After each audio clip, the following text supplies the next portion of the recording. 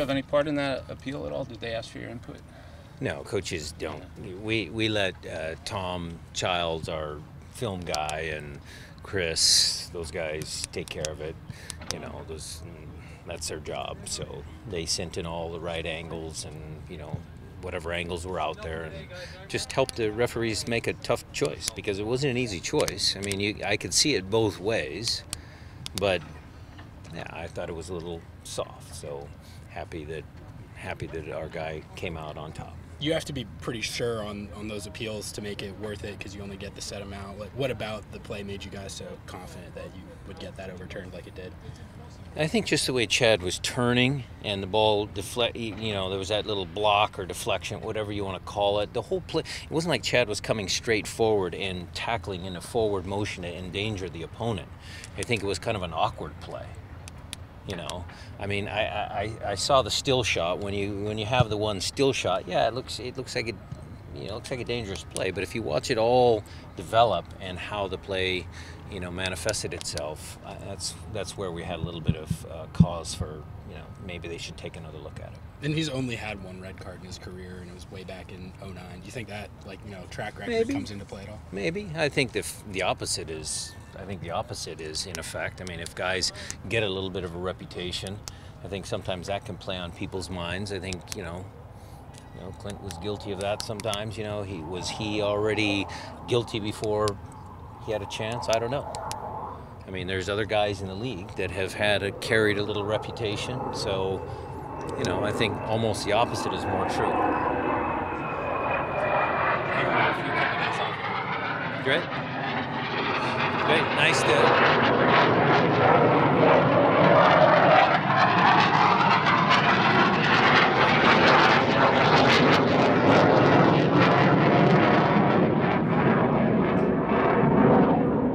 That is the sound of freedom. There you go. No, a couple days off, mentally refresh. It was good. And then we're back here. It's a gorgeous day out. Guys were excited to come out and train, so it was great. It might seem odd to ask about your last loss given how well you guys have played, but what do you remember about the aftermath of that home game against Portland? Because that was obviously a moment where your guys could have started to either turn on each other or start to tune out the coaching staff. What do you remember about the locker room after that game and the way your group responded? You know, that is a long time ago, Matt. If I'm searching my limited memory, I have never had the sense that this team is ready to give up.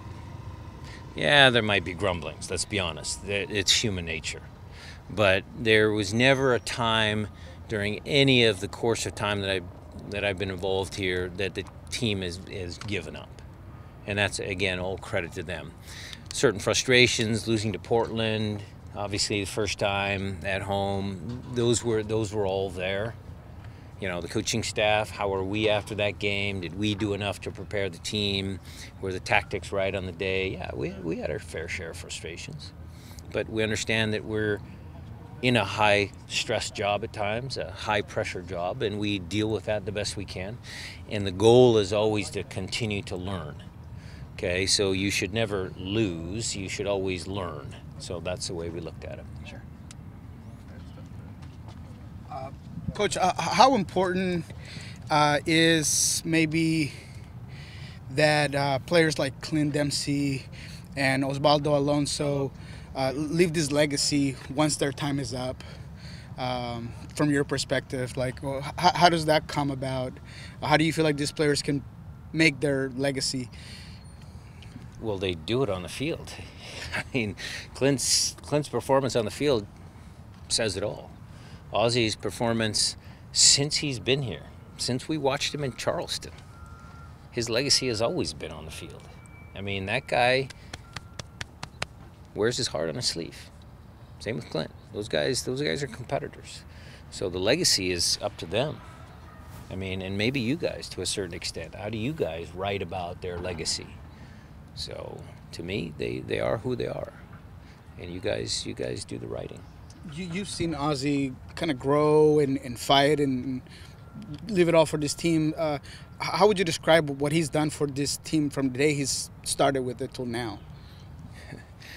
Well, he's, again, arguably, because you can make commentary on you know, Oba or Pineda or Traore or Keller or Fry or Marshall or whatever, he's arguably the best player we've had.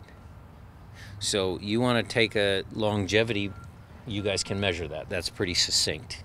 Okay, maybe Zach Scott has more games in the USL era, you know, but Ozzie's creeping up, and you know that stat is easy to tell. What has he done for the team over the course of his years?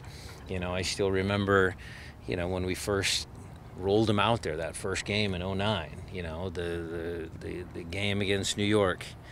And just the excitement and the enthusiasm, how he played. You know, him, Montero, we had Nyasi, I mean, that game was still etched in my memory.